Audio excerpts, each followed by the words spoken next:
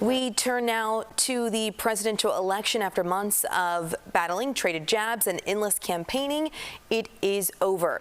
And now we want to go to someone who knows Kamala Harris well to talk about what's next for her after her historic attempt to become the first female president of the United States. We want to bring in Mike Nellis, a former aide to Kamala Harris. Thank you for joining us here on the show. We appreciate you being here. Thanks for having me.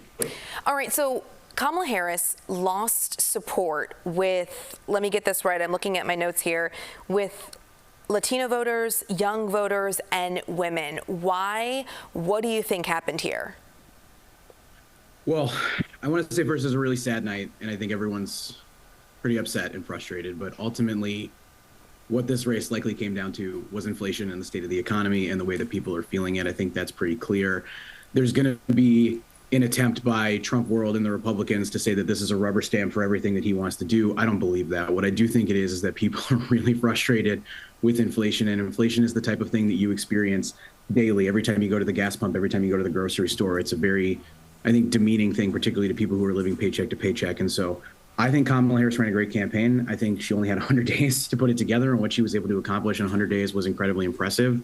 But at the end of the day, the economic headwinds were really tough, and people were really upset. And the Democratic Party is going to have to do some real soul searching about what the future of the party looks like and how we're going to talk about our economic record.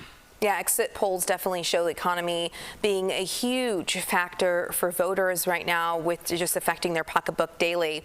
You mentioned something that I want to talk about. So we spoke to you months ago, and we talked about Kamala Harris not having much time to really court voters, introduce herself to America. Trump had years as far as the last time he was in the office. What do you think about that in this short time frame and the wild chain of events we've had? Well, I've been remarkably impressed with how quickly she built up that operation, how much money they raised, how big their field operation was. And unfortunately, it wasn't enough to win this race. I think it's a reminder that the fundamentals of the race don't change based on the candidate, don't change based on the operation. And sometimes it's hard to overcome those things. But what she accomplished in a short period of time was impressive. But Trump has had a decade to introduce himself, to sink his claws in, and then to run again at a time when people are very frustrated on the economy. He tapped into that. But I'll argue today, like, I think campaigns really matter. And to be honest with you, and I'm going to do a lot of soul searching and reflection myself, I felt like Donald Trump ran a very poor campaign. I felt like Donald Trump did a very poor job of closing. The closing message for his campaign was very muddled and messy towards the end here, but he was able to pull this out. And again, I think that just has to do with economic fundamentals and how frustrated people are, not a full endorsement of all the other things. Because if you look at some of the polling or some of the results today, like the voters of Arizona appear to have approved like an abortion referendum statewide, yet they're not voting for Kamala Harris, right? So there's a lot of like split ticketing either in Senate races or on issue-based stuff. So I do think it comes down to the economy.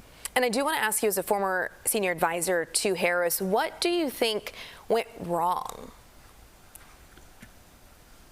And that's a loaded question. I don't want to be like a broken record, but I think it was the economy, right? Like, I think Kamala Harris was an incredible messenger. I thought she ran a really strong campaign, but I think people were really upset with us. And I think we have to also do some genuine soul searching about how we're talking with and communicating with people. Like Kamala Harris right now, based on the results, is underperforming in a lot of places that Joe Biden and Hillary Clinton did better. That's not something that a lot of us expected based on the information and the data that we had. So we need to figure out how we're going to talk to Hispanic voters. We need to figure out how we're going to talk to young voters, how we're going to talk to women, how we're going to talk to all these other groups of people. And that's going to require like a lot of genuine soul searching about how we're framing our policies, how we're trying to move the country forward, how we're talking to people and engaging with them, how we win back rural voters, because Donald Trump continues to stretch his leads in these rural areas. And that's, overwhelming us in what we can do in Philadelphia and Detroit and other big cities. So we have to keep doing that work, and the work continues. It's a hard day, and we're all tired, but we're going to have to do some real soul searching. Former senior advisor to Kamala Harris, Mike Nellis, thank you so much